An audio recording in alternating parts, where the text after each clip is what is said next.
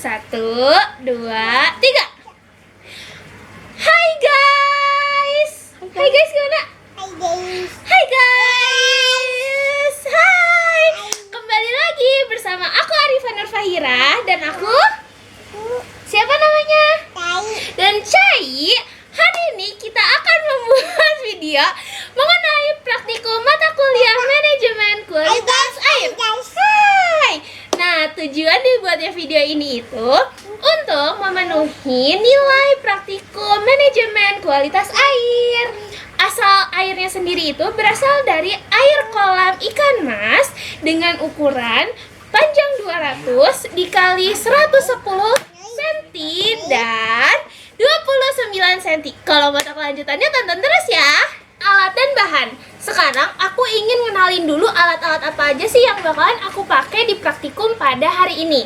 Yang pertama itu ada pH universal yang kayak gini. Ada termometer air raksa yang sudah ditali seperti ini. Ada pipet tetes. Aku punya beberapa pipet tetes karena kita akan menggunakan beberapa larutan, sehingga pipet tetes yang digunakan juga harus diganti. Gelas ukur, karena aku nggak punya gelas ukur, jadi aku pakai botol ini.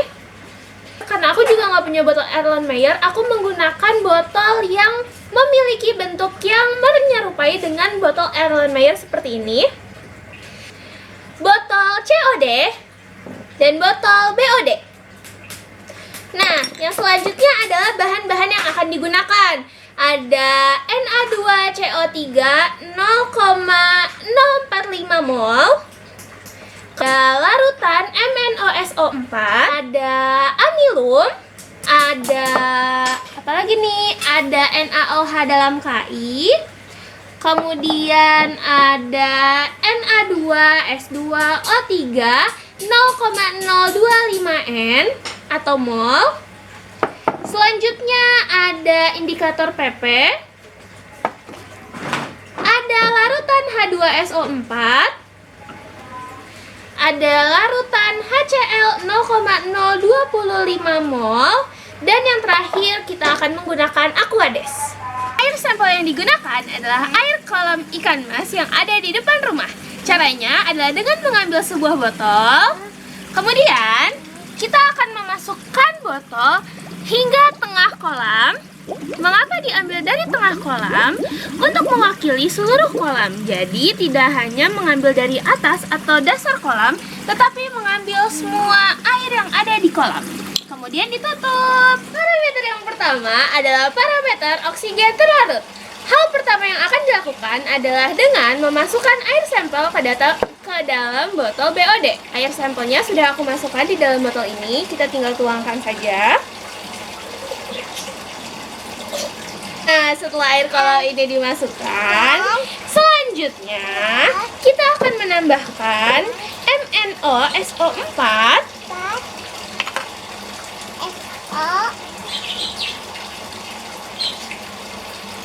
sebanyak 1 mili.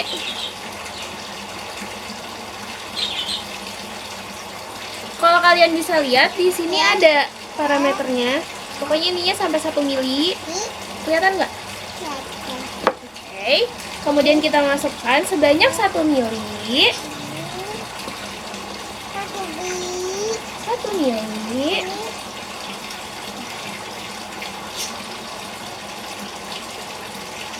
Dan memasukkan NaOH sebanyak 1 mili juga.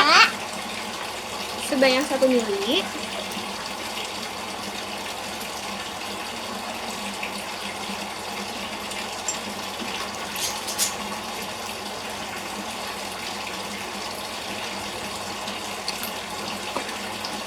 Kemudian kita akan mengocoknya sampai terjadi endapan di air.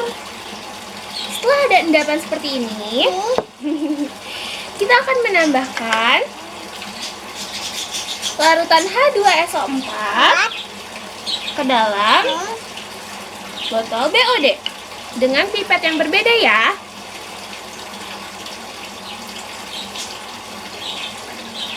Tambahkan hingga air berubah warna menjadi kekuningan. Setelah warnanya sedikit kekuningan seperti ini, kelihatan? Kemudian kita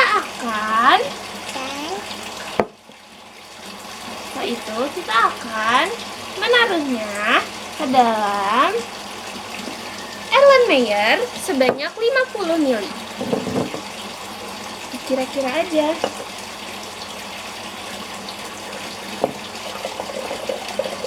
Oke. Kemudian kita akan melakukan titrasi menggunakan larutan Na2S2O3 0,025 mol. Kira-kira. Ya. Dengan pipet yang berbeda juga.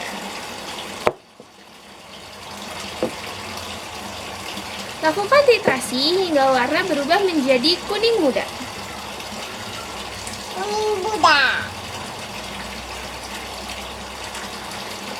Setelah air berubah warna seperti ini, kita akan tambahkan amilum sebanyak 2 tetes. Cak, masukin 2 tetes. 1, 2. Kemudian kita aduk.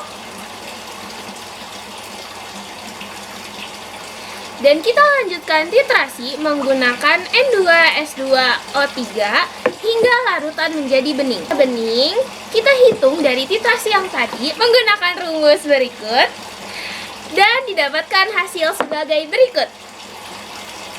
Parameter yang kedua merupakan karbon dioksida. Caranya sama dengan memasukkan 50 ml ke dalam botol Erlenmeyer.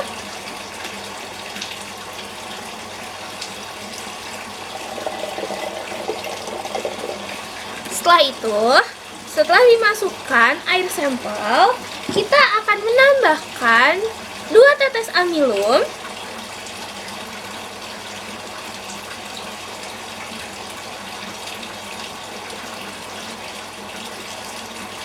Setelah ditambahkan dan diaduk, ternyata tidak ada warna pink, sehingga kita akan melakukan titrasi dengan menggunakan Na2CO3 hingga larutan berubah menjadi warna pink. Ketika kita menambahkan larutan, jangan lupa untuk menghitung setiap milinya untuk dimasukkan ke dalam rumus.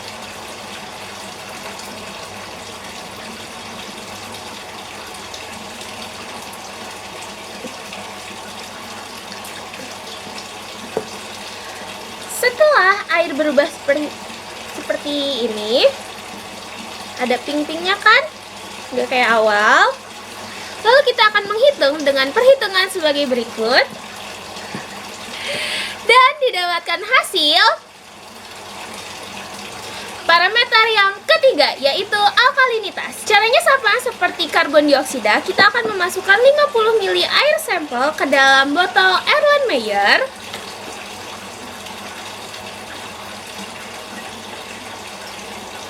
Kemudian kita akan menambahkan 2 tetes indikator PP.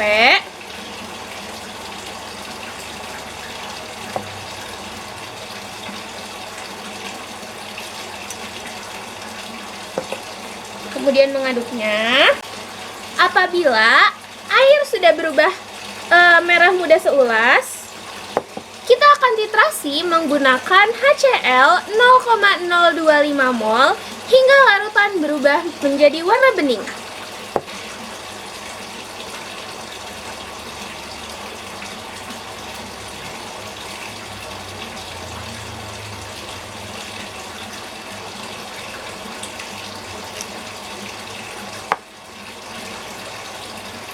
Setelah warna menjadi bening seperti ini, kita masukkan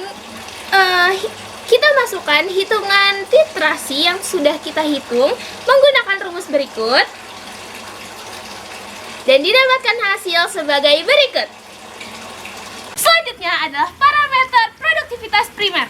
Caranya itu adalah dengan menggunakan 2 alat ini, botol BOD dan botol COD. Caranya kita buka dulu tutupnya tentu saja. Kemudian kameramen silahkan untuk melihat botol. Nah, untuk pengambilan air sampel ini kita nggak bisa ambil doang dari atas atau bawah air. Nah, kita tuh harus mengambil di tengah-tengah kolam. Jadi kita masukin dulu. Nah, kenapa kita ambil dari tengah? Soalnya untuk mewakili seluruh kolam. Jadi tidak mewakili atas atau bawahnya aja, tapi semua kolam. Setelah 2 botol ini terisi dengan air, kita masukkan botol ke dalam kolam hingga dasar. Nah, setelah masuk, kita tunggu selama kurang lebih 4 jam. Setelah 4 jam, kita ambil botolnya. Kita keluarkan. Habis itu, kita menghitung oksigen yang ada di dalam air. Nah, untuk menghitungnya itu menggunakan persamaan sebagai berikut. Dan didapatkan hasil sebagai berikut. Parameter selanjutnya adalah pH dan suhu. Alat yang digunakan juga cukup gampang, yaitu termometer air raksa dan pH universal. Caranya, yuk kita lihat. Untuk mengukur suhu, kita menggunakan termometer air raksa. Caranya adalah dengan mencelupkan termometer. Kemudian kita tunggu hingga termometernya tidak berubah lagi. Nah, selagi kita menunggu, kita akan mengukur pH air. Caranya adalah dengan menggunakan kertas lakmus yang ada di dalam. Kemudian mencelupkannya hingga pH berubah warna. Nah, setelah berubah warna, kita ukur menggunakan skala yang ada di pH universalnya. Nah, bisa kalian lihat pH air menunjukkan pH 7 atau netral. Setelah beberapa saat, kita bisa lihat termometernya dengan hasil sebagai berikut. Parameter yang terakhir yaitu parameter amonia. Caranya adalah dengan memasukkan 25 air sampel ke dalam botol Erlenmeyer. Kemudian kita akan menambahkan larutan fenol sebanyak 1 mili.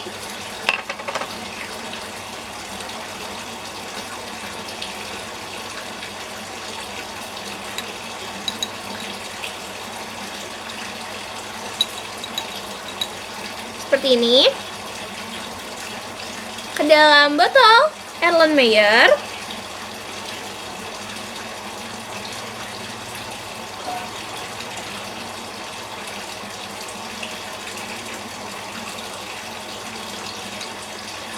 Setelah itu kita homogenkan.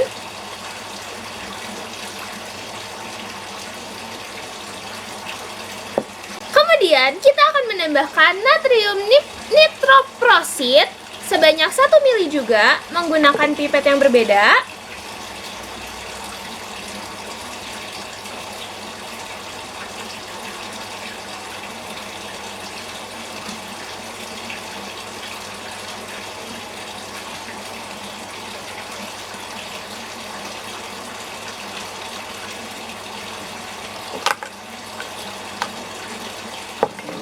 Setelah itu kita homogenkan kembali. Lalu kita tutup botol Erlenmeyer selama kurang lebih 1 jam hingga warna berubah. Setelah 1 jam, larutan akan berubah warna menjadi warna kebiruan seperti ini. Apabila larutan sudah berubah warna, kita bisa masukkan ke dalam alat spektrofotometer yang gambarnya seperti ini. Kemudian setelah dimasukkan, kita akan menghitung dengan menggunakan rumus dan didapatkan hasil. Permasalahan dan solusi. Berdasarkan hasil data yang diperoleh, pada hari ke-8 pH mengalami penurunan hingga 6. Hal tersebut diakibatkan oleh penurunan keanekaragaman plankton sehingga menyebabkan semakin banyaknya karbon dioksida yang membuat pH menjadi turun.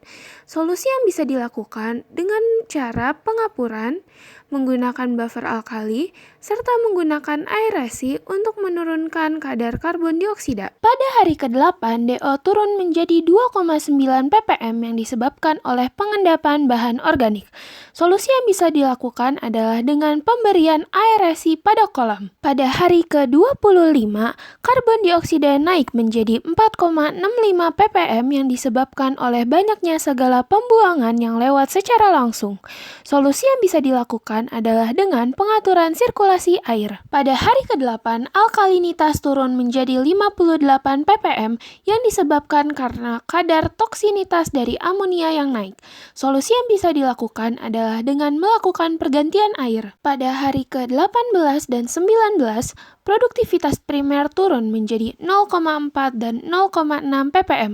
Hal ini disebabkan oleh air hujan yang lebat yang berlangsung dari pagi hingga sore hari. Solusi yang bisa dilakukan adalah dengan melakukan pembuangan air hujan dan menggantinya dengan yang baru. Pada hari kedua, suhu menurun drastis dari 30 derajat Celcius menjadi 26 derajat Celcius. Hal ini disebabkan oleh penambahan air dari hujan. Solusi yang bisa dilakukan adalah dengan pemberian atap kolam untuk menjaga kestabilan suhu kolam. Pada hari ke-8, kadar amonia naik menjadi 0,024 mg per liter yang disebabkan akibat pemberian pakan berlebih sehingga banyak kotoran yang mengendap. Solusi yang bisa dilakukan adalah dengan pembatasan pemberian pakan berlebih, melakukan pergantian air, dan meningkatkan aerasi. Terima kasih sudah menonton video ini. Jangan lupa like, komen,